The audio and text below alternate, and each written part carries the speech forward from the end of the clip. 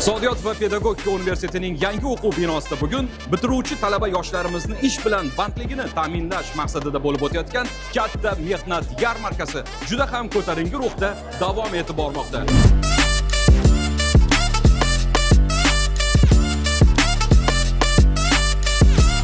Karyera kuni bu sizning bilimlaringiz, salohiyatingiz va orzularingizni namoyon qilish imkoniyatidir.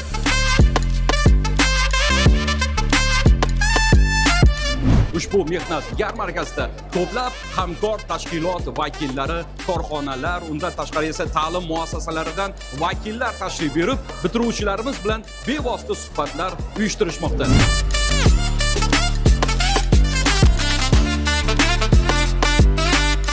Ayniqsa bugun prezidentimiz ta'bir bilan aytganda 3-renessansni yaratuvchilari mana shu anjumanda o'tirgan siz va biz aziz yoshlarimiz va aziz ustozlarimiz bo'ladi albatta.